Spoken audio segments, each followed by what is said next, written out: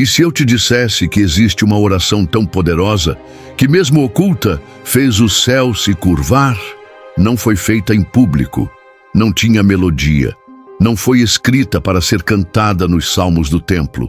Foi feita no chão frio, entre lágrimas e cinzas, e o que ela carregava não era beleza nem perfeição, era quebrantamento, era arrependimento. Essa é a oração de um rei, a oração que move os céus. Davi havia vencido gigantes, conquistado reinos e recebido a promessa de um trono eterno. Era amado por seu povo e conhecido como um homem segundo o coração de Deus. Mas mesmo os corações escolhidos podem ser seduzidos. E às vezes, a queda vem justamente no tempo da comodidade.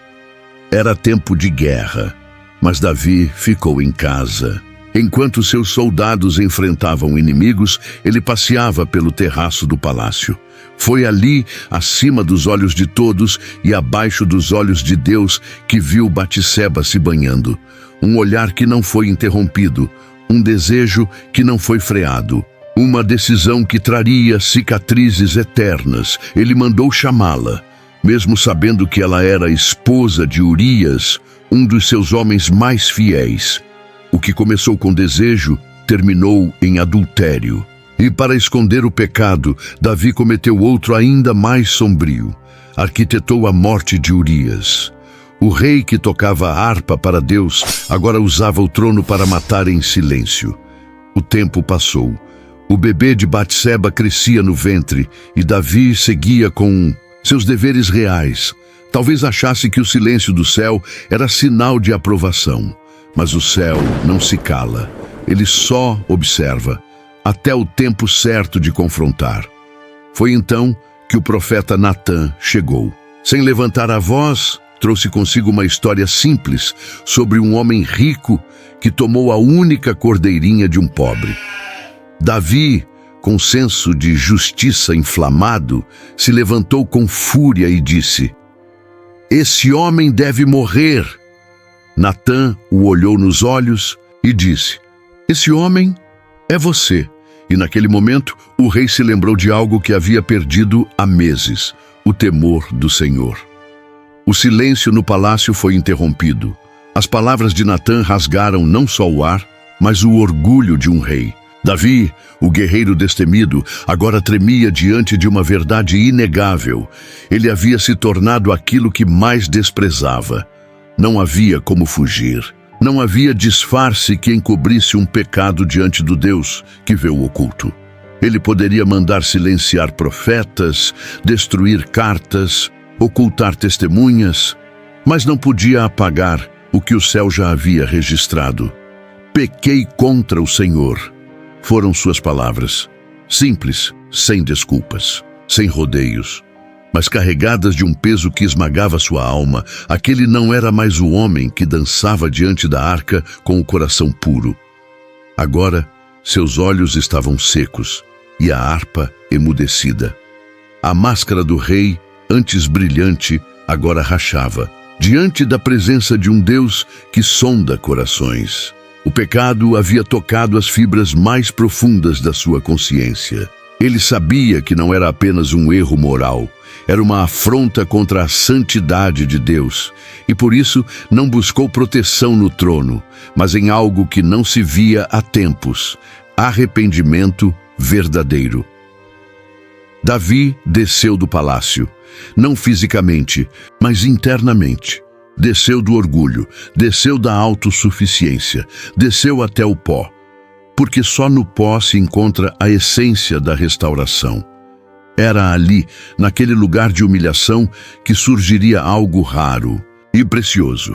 Uma oração que não foi feita com palavras ensaiadas, mas com gemidos da alma. Não seria uma prece para ser cantada, mas uma súplica para ser ouvida por um Deus que habita nos lugares quebrados. E foi no silêncio do arrependimento que ele começou a escrever, não com tinta, mas com lágrimas. Nenhum escriba estava presente, nenhum servo escutava. Nenhum levita afinava os instrumentos. A oração que Davi começou a escrever não era para os salmos do templo, era para os ouvidos do céu. Tem misericórdia de mim, ó Deus, segundo a tua benignidade. Ele começou. Palavras que não buscavam consolo, mas perdão. Não eram palavras de um rei, mas de um homem despido de toda a glória, suplicando por uma segunda chance. Davi não pediu o trono de volta, nem vitórias, riqueza ou status. Ele pediu algo que só um coração arrependido teria coragem de clamar: cria em mim, ó Deus, um coração puro. A palavra cria, usada ali, é a mesma do Gênesis. Davi sabia, não bastava consertar, era preciso começar de novo. Sua oração oculta, ele também implora: não me expulses da tua presença, nem tires de mim o teu Espírito Santo.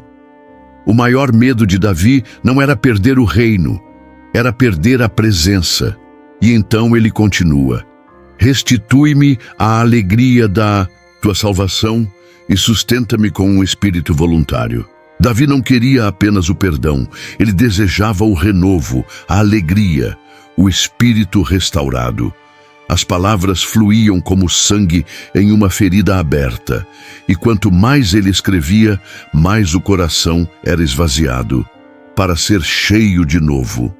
Aquela oração não era pública, mas um registro eterno da intimidade entre um pecador e um Deus disposto a restaurar. E enquanto Davi clamava, o céu se inclinava.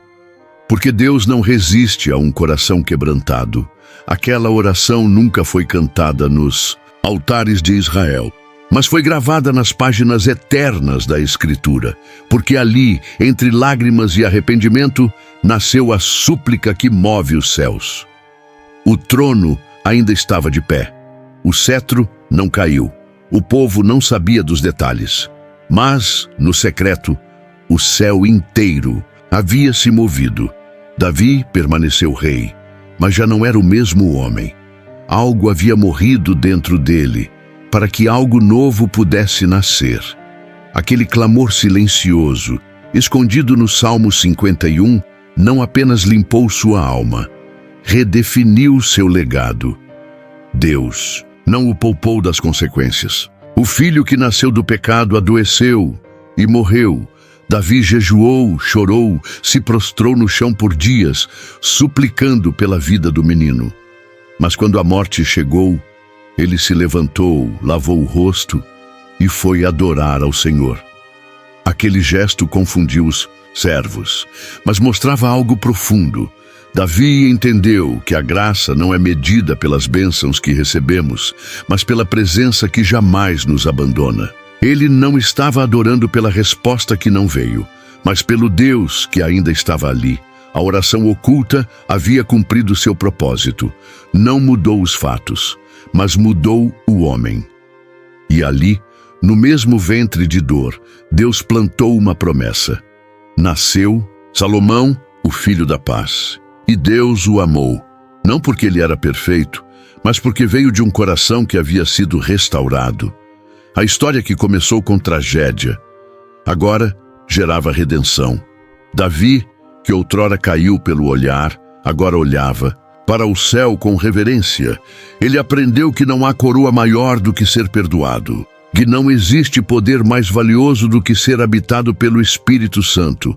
E se um dia você ouvir que não há mais esperança, lembre-se de Davi, porque quando um coração se dobra com sinceridade, o céu inteiro se inclina para ouvir.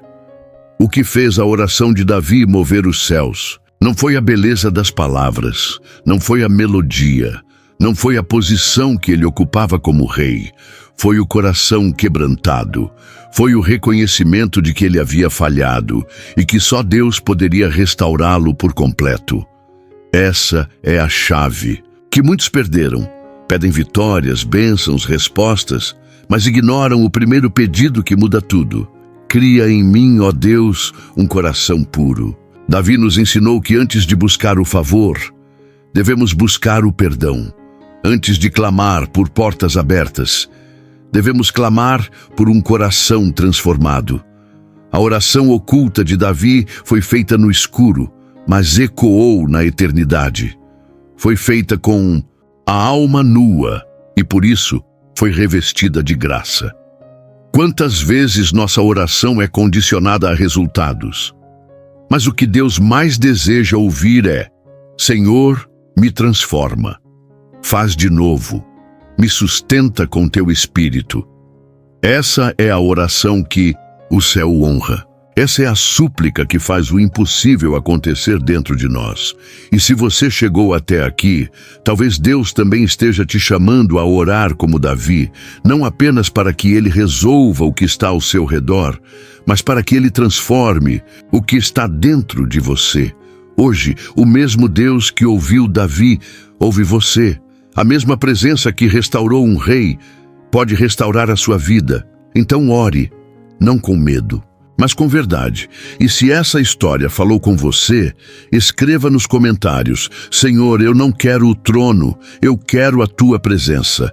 Que Deus te abençoe poderosamente.